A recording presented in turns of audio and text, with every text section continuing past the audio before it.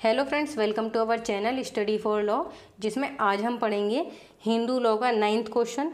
पुरुषों के संबंध में उत्तराधिकार के सामान्य नियमों की व्याख्या कीजिए। Explain the general rules of succession in case of males.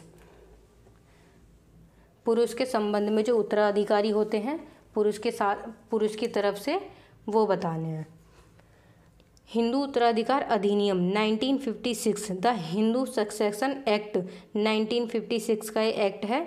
इसमें कहा गया है एक प्रमुख अधिनियम है। ये जो अधिनियम है हिंदू उत्तराधिकार अधिनियम, ये एक प्रमुख अधिनियम है जो पुरुषों की मृत्यु की स्थिति में उनके संपत्ति के उत्तराधिकारी को नियंत्रित करता है। यदि कोई हिंदू पुरुष बिना वसीयत बनाए मर जाता है तो उसकी संपत्ति का बंटवारा इस अधिनियम के तहत निम्नलिखित नियमों के अनुसार होगा। अगर कोई पुरुष बिना वसीयत के मृत्यु हो जाती है उसकी, तो इस अधिनियम के अनुसार ही उसकी जो प्रॉपर्टी है वो उसके वारिसों में, वो उसके उत्तराधिकारियों में बांटी जाएगी। मुख्य नियम, main rules of succession in case of Hindu males. वर्ग 1 के उत्तराधिकारी, सेक्शन 8 प्लस शेड्यूल अनुसूची। जो अनुसूची है इसमें एक ही अनुसूची है, उसमें ही बताया हुआ है ये जो वर्ग 1 है इसके बारे में, ठीक है। फिर है वर्ग 2 के उत्तराधिकारी। पहले वर्ग 1 के उत्तराधिकारी आएंगे जो उस पुरुष की अपनी फैमिली होती है वो। फिर उसके बाद उसके 2nd वर्ग के आएंगे जो उसके पिता की साइड से और माता की साइड से फैमिली होती है वो। इसके सेक्शन है सेक्शन 8 प्लस शेड्यूल अनुसूची। जो शेड्यूल है, जो अनुसूची है, उसमें इसको डिटेल में बताया हुआ है। फिर है अगर ये दोनों नहीं रहेंगे, इन दोनों परिवारों में से कोई परिवार नहीं बचेगा, फिर प्रॉपर्टी जाएगी सगोत्रों को, एग्नेट्स को। धारा 12 में एग्नेट्स बताया हुआ है। और ये भी नहीं रहते हैं तो फिर जाएगी गोत्रज और बंधुओं को, कॉग्नेट्स को। धारा 13 में इसको बताया हुआ है। और अगर उस संपत्ति का कोई भी वारिस नहीं होता है, कोई भी व्यक्ति बचा ही नहीं है उसके खानदान में, तब जाती है वो प्रॉपर्टी राज्य को, ठीक है। और ये बताया 29 में, किसके उसमें, कौन से एक्ट में, ये बताया हुआ है हिंदू उत्तराधिकारी अधिनियम 1956 के एक्ट में, ठीक है। आगे देखते हैं। वर्ग 1 के उत्तराधिकारी, जो वर्ग 1 है उसके उत्तराधिकारी हैं हिंदू उत्तराधिकारी अधिनियम की धारा 8 के अनुसार। जब कोई हिंदू पुरुष बिना वसीयत करे मर जाता है तो उसकी संपत्ति सबसे पहले वर्ग 1 के उत्तराधिकारी को दी जाएगी। जब हिंदू पुरुष बिना वसीयत के चल बसेगा तो उसकी जो प्रॉपर्टी है वो सबसे पहले दी जाएगी पहले वर्ग के लोगों को। पहले वर्ग में आते हैं उस व्यक्ति का पुत्र, उसकी पुत्री, उसकी विधवा या उसकी माता, या जो मृत है, मृत पुत्र की संतान। अगर उसका कोई पुत्र है, उसकी मृत्यु हो चुकी है तो उसकी संतान को, या मृत पुत्र की विधवा को। जो पुत्र मर चुका है उसकी जो विधवा है उसको, ठीक है। फिर इसमें एक केस है गुरुनाथ मनोहर प्रकाश बनाम गणेश सिद्धपा 2007 का एक केस है। इस मामले में उच्चतम न्यायालय ने यह अभिनिर्धारित किया कि वर्ग 1 का कोई भी उत्तराधिकारी संपत्ति में समान हकदार होंगे, चाहे बेटी हो या बेटा, ठीक है। बेटी, बेटा या माता जो भी है उन सभी को समान अधिकार, समान प्रॉपर्टी दी जाएगी।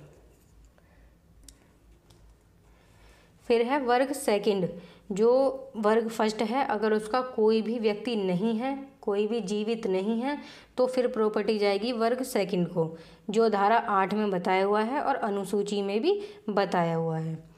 हिंदू उत्तराधिकार अधिनियम 1956 की धारा 8 अनुसूची के अनुसार अगर वर्ग 1 का कोई उत्तराधिकारी जीवित नहीं है तो संपत्ति वर्ग 2 के उत्तराधिकारों को श्रेणीबद्ध रूप से, और जिस श्रेणी का कोई सदस्य जीवित हो उसी को संपत्ति मिलती है। पिता, भाई बहन जो पिता हैं उसके भाई बहन, भतीजा भतीजी, चाचा चाची, बस इतना ही याद रखना, क्योंकि जो बेयर एक्ट है, जो बुक है इसकी हिंदू लॉ की, उसमें इतना ज़्यादा कन्फ्यूज़न पैदा कर रखी है, बहुत ज़्यादा। तो आप बस इनको इतना ही याद रखना, ठीक है। फिर इसमें एक केस है भगत राम बनाम Tej Singh, AIR all India reporter 2002 का ये केस है। इस मामले में उच्चतम न्यायालय ने यह निर्णय दिया कि वर्ग सेकंड में उत्तराधिकार श्रेणी के अनुसार चलता है, न कि सभी को समान रूप से। इसका मतलब है जो पहले जिंदा होगा उसी को दी जाएगी, उसके बाद फिर दूसरे व्यक्ति को, अगर वो भी नहीं है फिर तीसरे को, अगर वो भी नहीं है फिर चौथे को, इसमें ऐसे दी जाएगी। लेकिन वर्ग कहा गया था कि सभी को समान रूप से दी जाएगी प्रॉपर्टी। फिर अगर वर्ग सेकंड के भी नहीं कोई जीवित रहता है, उसके बाद सगोत्र को प्रॉपर्टी जाएगी एग्नेट्स को। और ये जो एग्नेट और कॉग्नेट है, इसको वेरी शॉर्ट में ही पूछा जाता है, तो इसको यहीं से कवर कर लेना, ठीक है। धारा 12 के अनुसार यदि वर्ग फर्स्ट और सेकंड के कोई उत्तराधिकारी न हो तो संपत्ति सगोत्र को दी जाती है। सगोत्र वे होते हैं जो केवल पुरुष संबंधों से जुड़े होते हैं, जैसे दादा का भाई, चाचा का भाई, बेटा आदि। इसमें तो बहुत लंबा रिलेशन बता दिया है, रियल में तो यहाँ तक प्रॉपर्टी जाती ही नहीं है, ठीक है। ये याद रखना। ये तीसरे नंबर पे जो सगोत्र है, एग्नेट है, ये तब आता है जब दोनों वर्गों के कोई भी व्यक्ति ना बचे हों। फिर इसके बाद है गोत्रज और बंधु कॉग्नेट्स, धारा 13। धारा 12 में एग्नेट्स बता रखा है और धारा 13 में कॉग्नेट्स। यदि कोई एग्नेट्स न हो तो संपत्ति कॉग्नेट्स को मिलती है। एग्नेट्स वे होते हैं जो पुरुष या महिला संबंधों से मृतक से जुड़े होते हैं, मौसी का बेटा, मामा की बेटी आदि। फिर है वर्ग 5, सबसे लास्ट में जाती है प्रॉपर्टी किसको? राज्य को। अगर कोई भी नहीं है, वर्ग फर्स्ट नहीं है, वर्ग सेकंड नहीं है, वर्ग थर्ड नहीं, वो सगोत्र नहीं है, या फिर ये बंधु नहीं है, कॉग्नेट्स नहीं है, तब जाएगी प्रॉपर्टी राज्य को।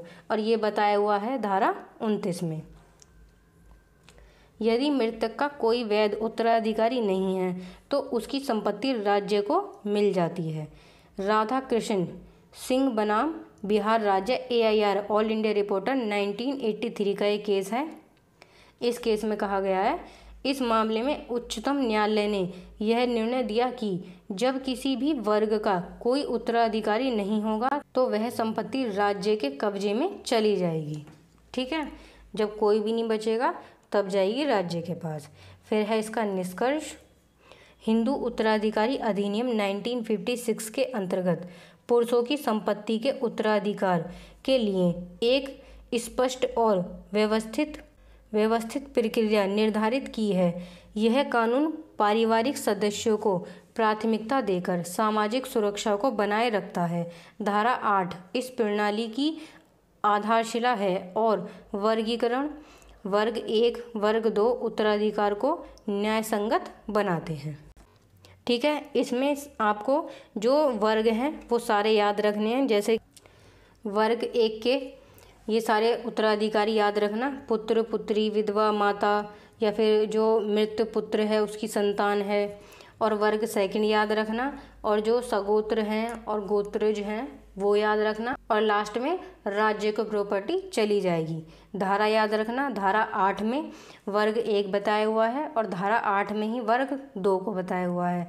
फिर सगोत्र को बताया हुआ है धारा 12 में, और गोत्रज को बताया हुआ है धारा 13 में, और धारा 29 में बताया गया है राज्य को, ठीक है। और फिर है इनके ये 3 केस, ठीक है।